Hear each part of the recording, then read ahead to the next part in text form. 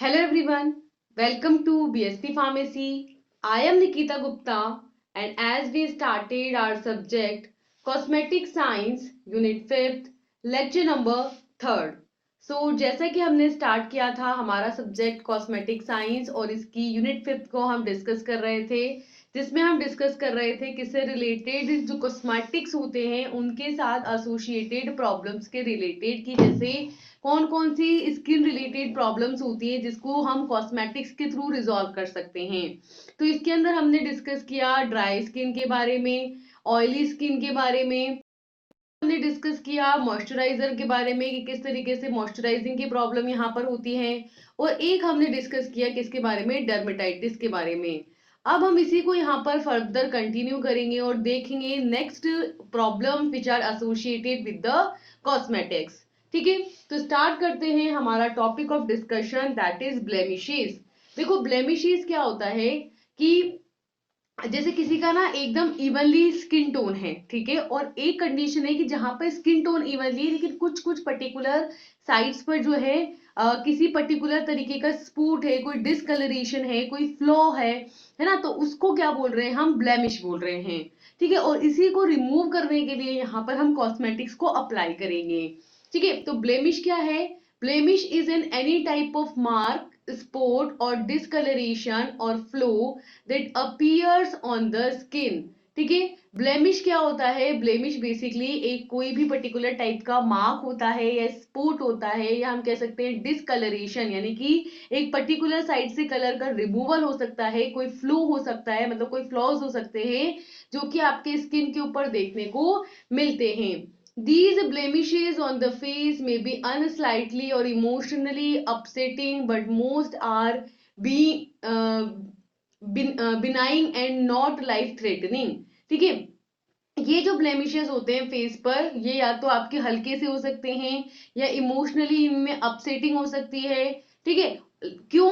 क्योंकि ये जो है ना कहीं कुछ भी ऐसा हार्म नहीं करते, मतलब अगर ये प्रेजेंट है तो सिर्फ आपके अपीयरेंस को डिस्टर्ब कर सकते हैं कि आप उतने गुड लुकिंग यहाँ पर अपीयर नहीं होंगे, लेकिन ये कोई लाइफ थ्रेटनिंग नहीं होती, कोई ऐसा नहीं है, बिनाइन कंडीशन में है, यानी कि ऐसा नहीं है कि ये धीरे धीरे करके स्प्रेड होगा, फैलेगा, ऐसा नहीं होता। ठीक है, सिर्फ ये थोड़ा सा दिखने में अच्छा नहीं लगता और इमोशनली अपसेटिंग यहाँ पर करता है। ठीक है, अब यहाँ पर हम डिस्कस करेंगे कुछ पर्टिकुलर ब्लेमिशेस को जो कि स्किन कैंसर का साइन होता है, एक सिग्नल है कि भाई किसी पर्सन को यहाँ पर स्किन कैंसर भी हो सकता है। ठीक है, तो ब्लेमिश से समझ में आ गया हमको एक अनवांटेड स्पॉट। ठीक है, तो बेसिकली एक ब्लेमिश का मतलब ये है कि कोई अनवांटेड स्पॉट है, अनवांटेड मार्क्स हैं, ठीक है, तो उनको हम ब्लेमिश कह रहे हैं। वैसे उनका कोई थेरापेटिक वो नहीं है कि भाई डिजीज कंडीशन है, पर अगर इन सम केसेस ये स्किन कैंसर के लिए भी रिस्पॉन्सिबल हो सकते हैं। जैसे कि ये आप देख सकते हैं कि ये छोटे छोटे मार्क्स हैं फेस के ऊपर, इनका कोई ऐसा डिजीज कंडीशन स्टेट नहीं होती, बट इन सम केसेस ये जो है आपकी स्किन कैंसर का रिप्रेजेंटेशन होता है। ठीक है, ये जो है डिफरेंट टाइप्स के होते हैं आपके, जैसे कि एक्नेस, pupils, nodules, as spots and liver spot. ठीक है, तो ये अलग अलग टाइप्स के होते हैं। जैसे कि फर्स्ट है आपके एक्ने। एक्ने का मतलब होता है बेसिकली पिंपल टाइप, है ना, जब इसमें क्या होता है कि कुछ छोटे छोटे उभार टाइप हो जाते हैं तो उनको बोलते हैं एक्ने। एक्ने से हम क्या समझ रहे हैं कि it is an common condition and this acne is caused when the sebum, that is oil contained bacteria or dirt, clogs the hair follicles. These acnes are sometimes leaves the dark spots, pockmarks and scarring on the skin. There is also types of blemishes। ठीक है, तो acne जो है बहुत ही common condition होती है, ठीक है, जो देखने को मिलती है मोस्ट ऑफ द, जैसे यंगस्टर्स हो गए तो उनके अंदर एक्ने का प्रॉब्लम बहुत कॉमन प्रॉब्लम है।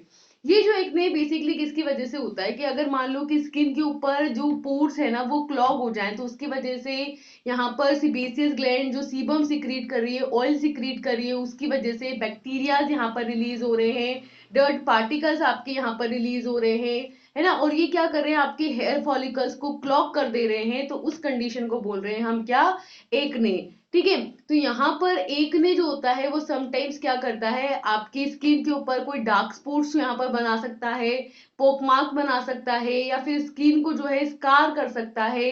ठीक है। तो यहाँ पर आपके डिफरेंट टाइप्स के ब्लेमिशेस देखने को मिलते हैं, जो कि देखने को मिलते हैं in the form of dark spots या पोकमार्क्स के फॉर्म में या स्केट्स के फॉर्म में। सेकेंड होता है पापुल्स।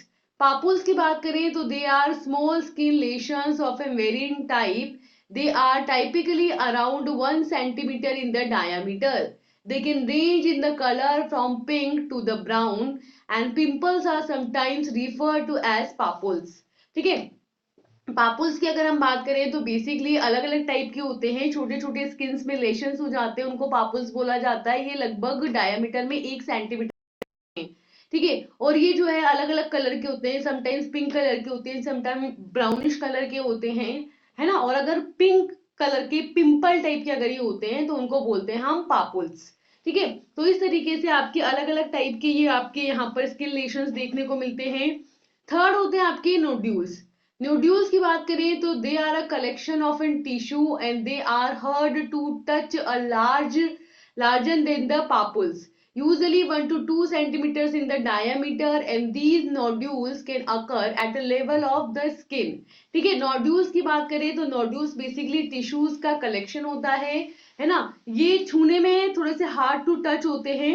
ठीक है। पापुल्स के कंपैरिजन में इनका जो डायामीटर होता है वो भी कंपैरेटिवली ज्यादा होता है, 1 से 2 सेंटीमीटर तक होता है, और ये जो होते हैं स्किन के किसी भी लेवल पर पाए जा सकते हैं।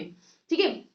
फोर्थ होते हैं एज स्पॉट्स या लीवर स्पॉट्स। ये क्या होते हैं, आपके छोटे छोटे डार्क स्पॉट्स होते हैं that can from an any area of body that have been expose to the sun. ठीक है। तो एज स्पॉट्स जो होते हैं, लीवर स्पॉट्स जो होते हैं, वो क्या होते हैं, आपके छोटे छोटे डार्क स्पॉट्स होते हैं जो आपके बॉडी के किसी भी एरिया में पाए जा सकते हैं, और मोस्टली जब आप सन के एक्सपोजर में आते हैं तब ये देखने को मिलते हैं।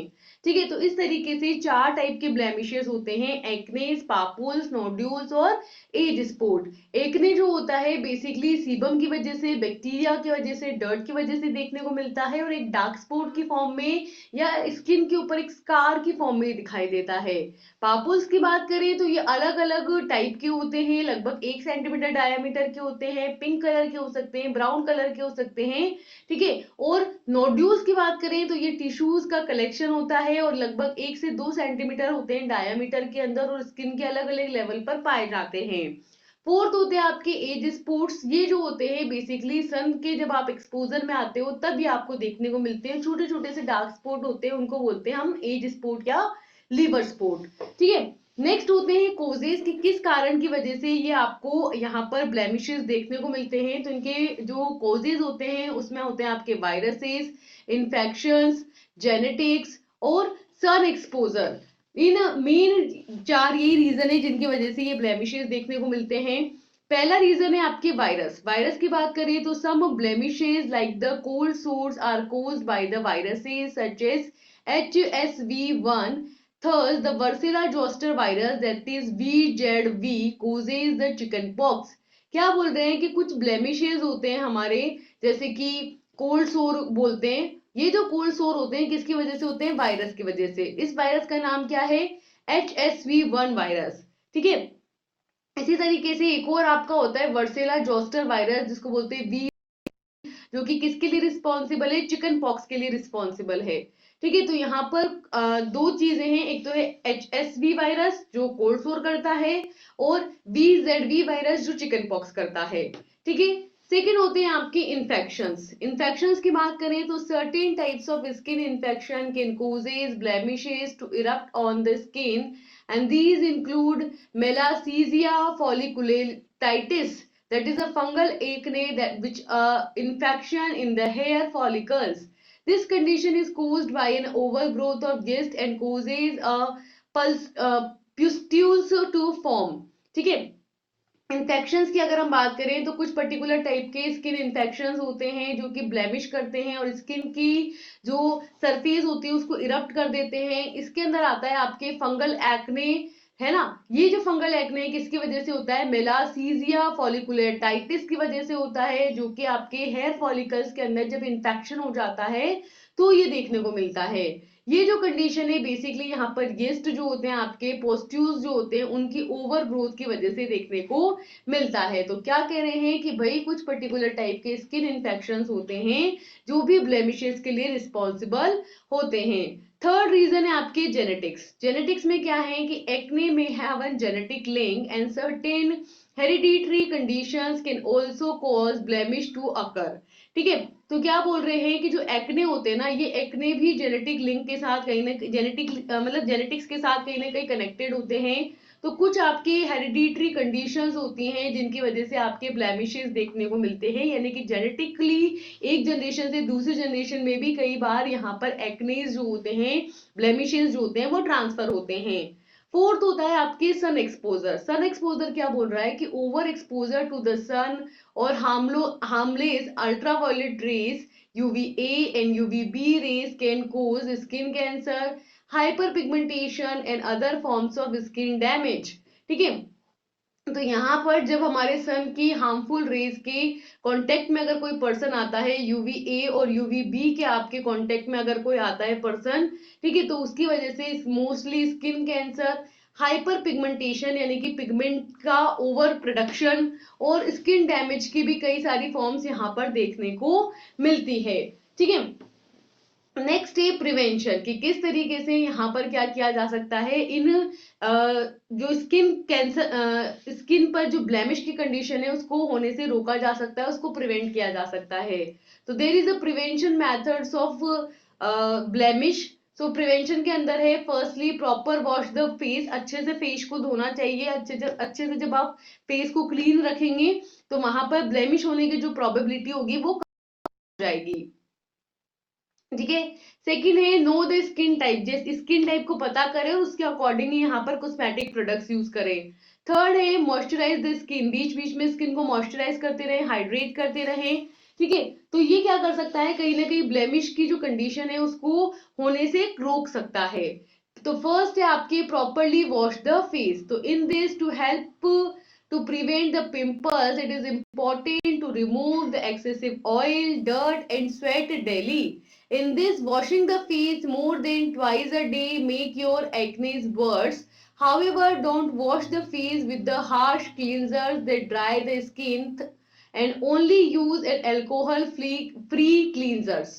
क्या बोल रहे हैं कि ये जो आपके फेस होते हैं इसको आपको बार बार अच्छे से धोने की जरूरत है। तो बेसिकली पिंपल्स को मिटाने के लिए, पिंपल्स को होने से रोकने के लिए ये जरूरी है कि फेस पर जो भी ऑयल, डर्ट या स्वेट प्रेजेंट है उनको डेली बेसिस पर रिमूव करना चाहिए, है ना। इसके लिए दिन में कम से कम जो है 2 बार फेस को अच्छे से धोना चाहिए ताकि एक्ने की कंडीशन जो है वो वर्स ना हो। ठीक है, और ऐसा भी नहीं है कि बहुत ज्यादा आपको हार्श क्लींजर से यहाँ पर फेस को धोने की जरूरत है, अदरवाइज आपकी स्किन ड्राई हो जाएगी, है ना। तो वॉश करना है, लगभग दिन में 1 से 2 बार धोना है, फेस को अच्छे से क्लींस करना है ना। उस पर अच्छे से मॉइस्चराइजर अप्लाई करना है, उसको ड्राई नहीं होने देना, बस उसको डर्ट फ्री बनाए रखना है ना। इसके लिए आप यहाँ पर अल्कोहल फ्री क्लींजर को भी यूज कर सकते हैं।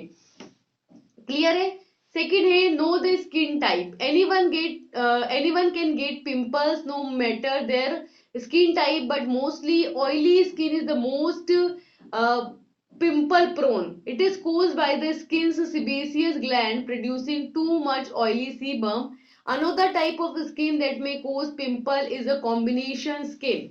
ठीक है, क्या बोल रहे हैं कि भाई किसी भी पर्सन को वैसे तो पिंपल हो सकते हैं, स्किन चाहे आपकी ऑयली हो या ड्राई हो, दोनों में होने की प्रोबेबिलिटी होती है, लेकिन फिर भी ऑयली स्किन जो वाले लोग होते हैं उनके अंदर पिंपल होने की जो प्रोबेबिलिटी होती है वो कहीं ज्यादा होती है ना, क्योंकि उनकी स्किन पर जो सीबेसियस ग्लैंड होती है वो बहुत ज्यादा सीबम को सिक्रीट कर रही होती है और ये सीबम जो है कहीं ना कहीं पिंपल्स यहाँ पर क्रिएट कर सकता है। तो ये जो स्किन टाइप होता है मोस्टली इसी के अंदर आपको पिंपल्स देखने को मिलते हैं। इसके अलावा जो कॉम्बिनेशन स्किन होती है वहां पर भी आपको पिंपल्स कई बार देखने को मिलते हैं। ठीक है, थर्ड होता है आपके मॉइस्चराइजिंग स्किन। मॉइस्चराइजर्स की बात करें तो these moisturisers help to skin to stay hydrated, but many moisturizers contain oil, synthetic fragrance and other ingredients that can may irritate and causes the pimples। ठीक है, तो यहाँ पर मॉइस्चराइजर जो है वो कहीं ना कहीं स्किन को हाइड्रेट लेकिन कई सारे जो मॉइस्चराइजर होते हैं उनके अंदर ऑयल होता है, सिंथेटिक फ्रेग्रेंस होते हैं और दूसरे भी इंग्रेडिएंट्स होते हैं जो स्किन को इरिटेट कर सकते हैं और पिंपल्स जनरेट वहां पर कर सकते हैं। तो इस तरीके से यहाँ पर हमें अप्रोप्रिएट मॉइस्चराइजर को चूज करना चाहिए जिससे कि पिंपल्स के होने की जो प्रोबेबिलिटी है वो क्या हो जाए, रिड्यूस हो जाए, कम हो जाए। ठीक है, नेक्स्ट है ट्रीटमेंट की, किस तरीके से हम यहाँ पर क्या कर सकते हैं, प्रॉपर ट्रीटमेंट प्रोवाइड करके जो पिंपल की कंडीशन है उसको रिजॉल्व कर सकते हैं। ट्रीटमेंट के अंदर बेसिकली हम उन मेडिसिनल सब्सटेंस की बात करेंगे जो पिगमेंट्स को रिमूव करने में यूज किए जाते हैं। तो ट्रीटमेंट के अंदर फर्स्ट है आपके salicylic acid. This salicylic acid product contained salicylic acid that can unclog the pores। ठीक है, second is the hydrocortisone cream in which topical creams can reduces the allergic reactions and irritations. They may also be beneficial for elevating the ingrown hairs. If an individual is treating ingrown hairs, then he or she should stop using hair removal technique during the treatment. Third is the sun protection. In the sun's protection, use sunscreen for sun protecting clothes or sunglasses or sun hat which reduces the exposure to the UVA and UVB rays. This can help to protect the skin from the additional damage.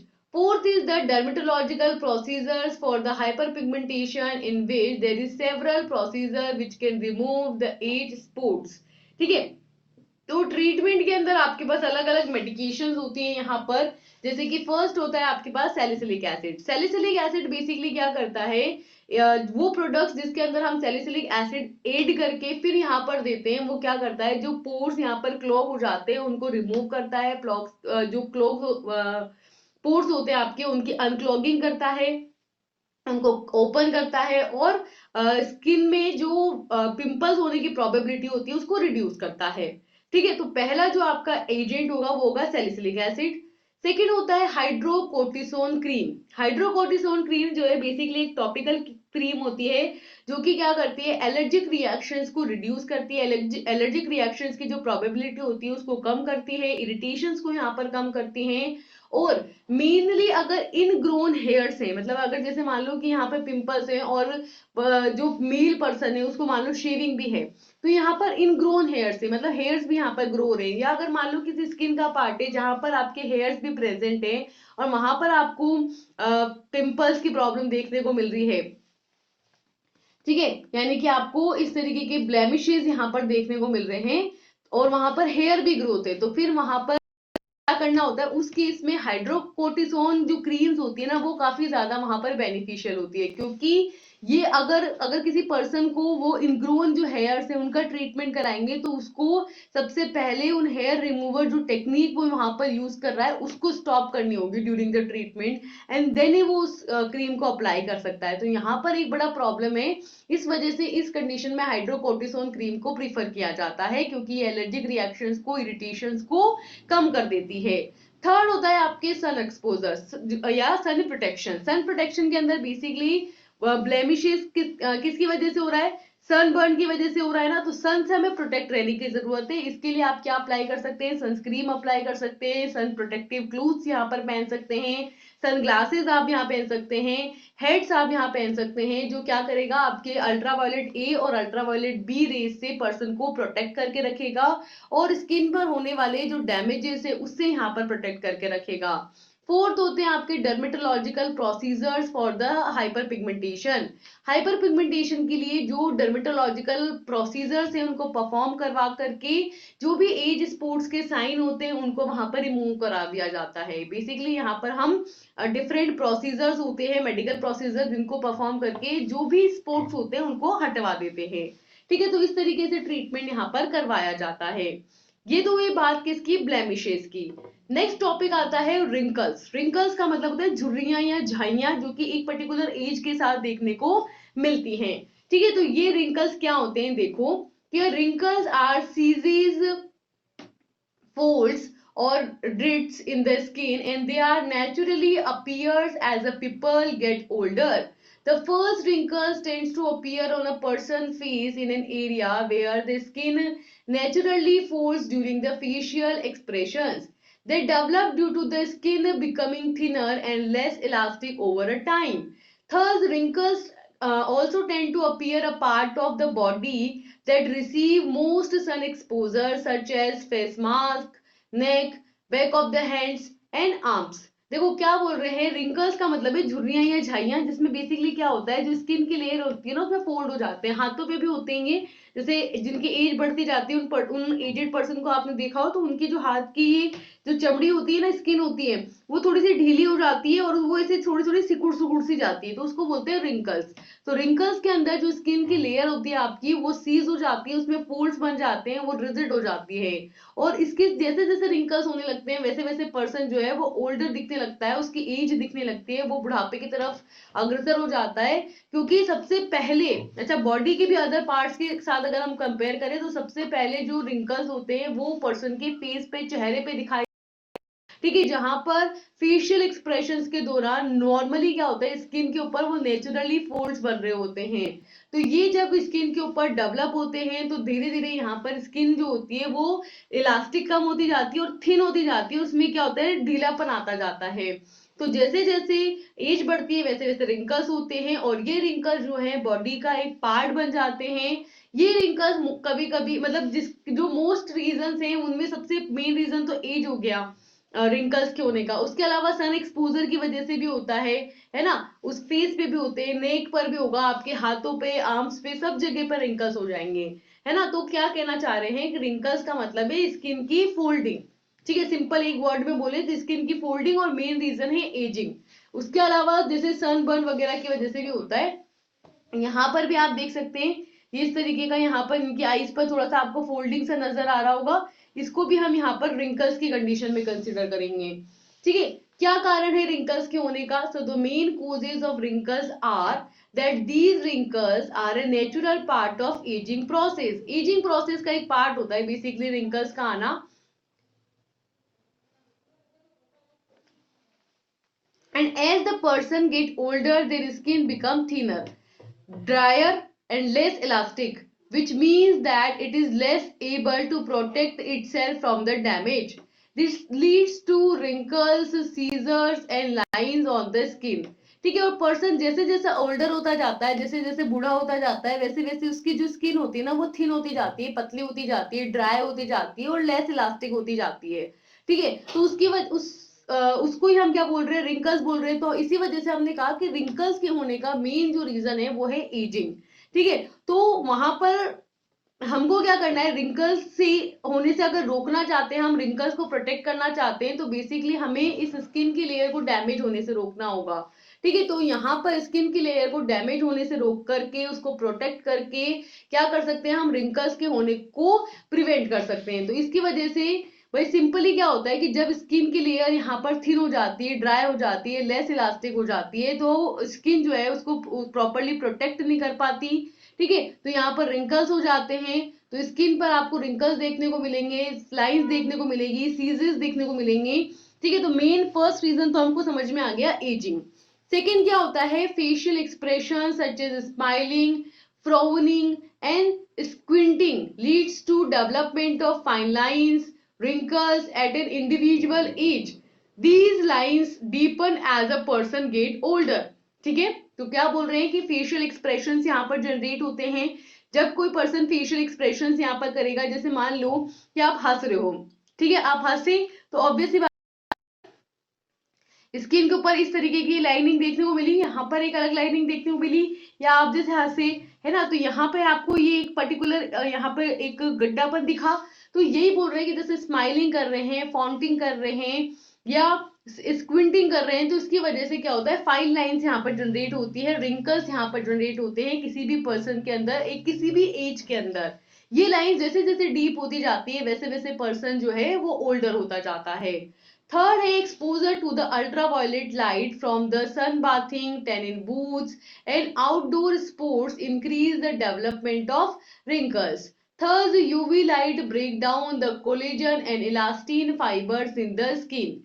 ठीक है। तो अगर कोई person UV rays के, ultraviolet rays के direct exposure में आता है, जैसे कि सन बाथ लेते हैं या टैन बूथ लेते हैं, ठीक है, या बाहर आउटडोर में कहीं स्पोर्ट्स वो खेलता है, तो उसकी वजह से क्या होता है, सन एक्सपोजर में वो ज्यादा आता है।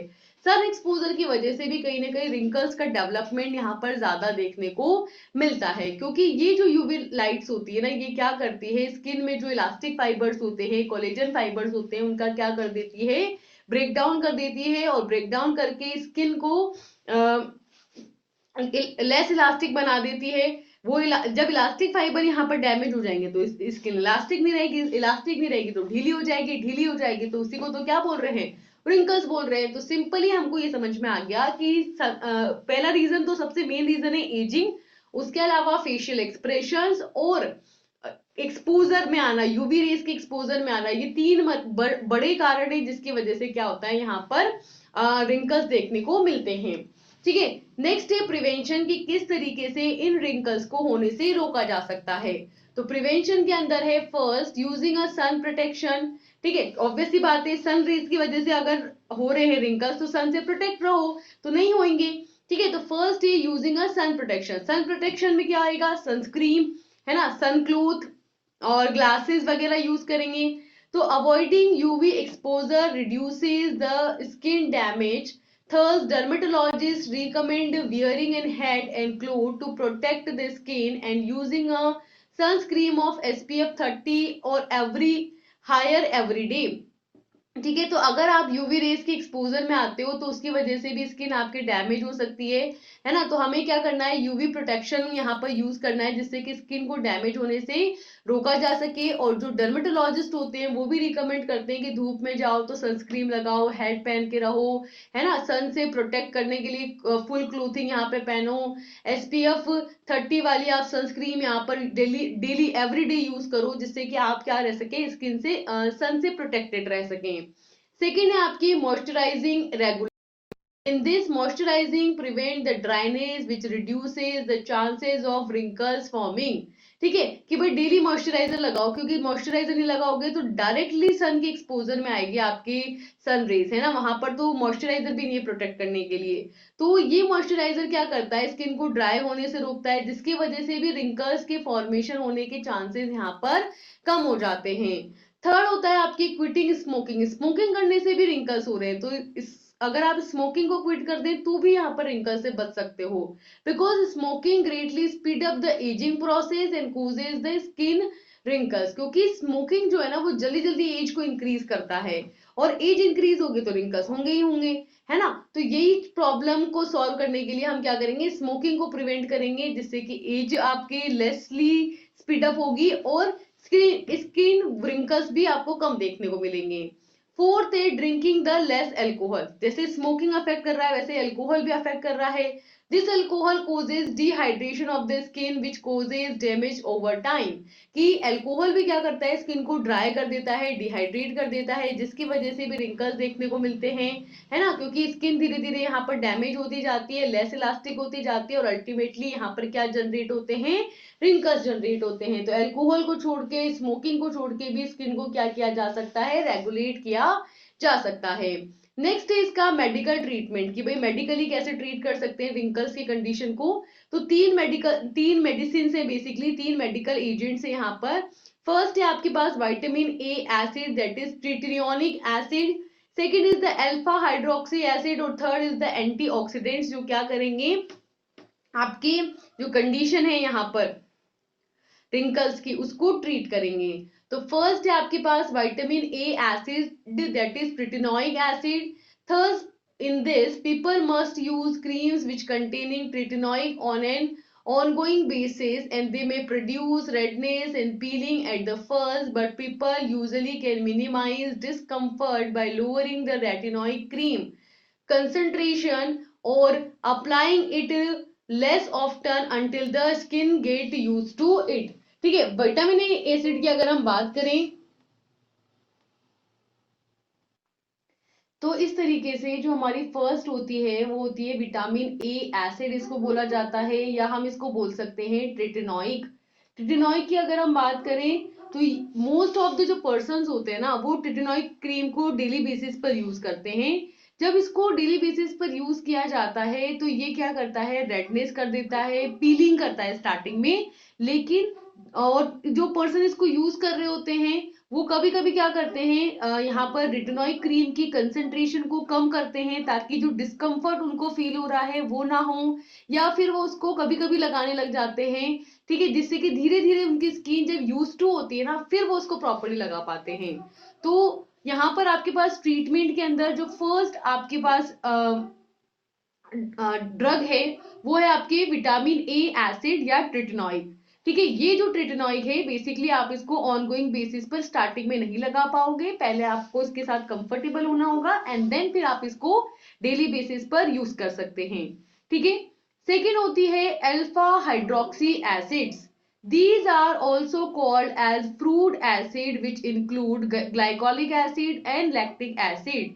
Thus, the preparations containing these fruit acids are quite safe and causes no more than mild and temporary irritation. ठीक है, अल्फा हाइड्रोक्सी एसिड्स की बात करें तो ये जो आपके अल्फा हाइड्रोक्सी एसिड्स होते हैं ये आपके फ्रूट एसिड्स भी इनको बोला जाता है। इसके अंदर क्या होता है, आपके ग्लाइकोलिक एसिड होता है, लैक्टिक एसिड होता है ना, और ये किससे मिलते हैं, आपको फ्रूट से मिलते हैं, दैट इज वाई इनको फ्रूट एसिड्स भी बोला जाता है। और क्योंकि ये फ्रूट एसिड्स होते हैं इसीलिए ये बहुत ही ज्यादा सेफ होते हैं और ये बहुत ही कम इरिटेशन यहाँ पर करते हैं। ठीक है, तो क्या बोल रहे हैं अल्फा हाइड्रोक्सी एसिड्स के बारे में कि फ्रूट से ऑब्टेन किए जाते हैं और एसिडिक नेचर के होते हैं, दैट इज वाई इनको फ्रूट एसिड्स यहाँ पर बोला जाता है। थर्ड होते हैं आपके एंटीऑक्सीडेंट्स। एंटीऑक्सीडेंट्स बेसिकली क्या करते हैं, ऑक्सीडेशन को यहाँ पर कम करने का काम करते हैं। So these includes preparation that contain vitamin A, vitamin C and vitamin E as well as beta carotene।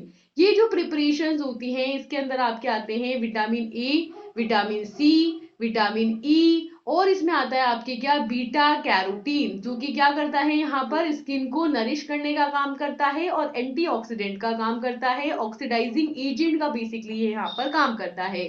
ठीक है, तो इस तरीके से हम क्या कर सकते हैं, ये रिंकल्स की प्रॉब्लम है ना उसको कम कर सकते हैं।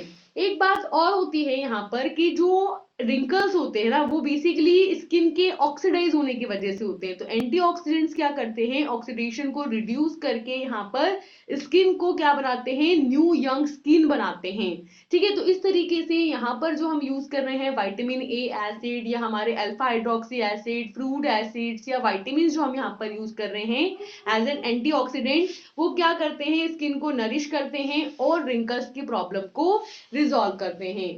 तो ये सारी बात हुई किसके बारे में, रिंकल्स के बारे में और आपके ब्लेमिशेस के बारे में। अब हम मिलेंगे नेक्स्ट लेक्चर में और जो रिमेनिंग स्किन रिलेटेड या कॉस्मेटिक रिलेटेड इश्यूज हैं उनको डिस्कस करेंगे। So till then thank you and all the best, bye bye.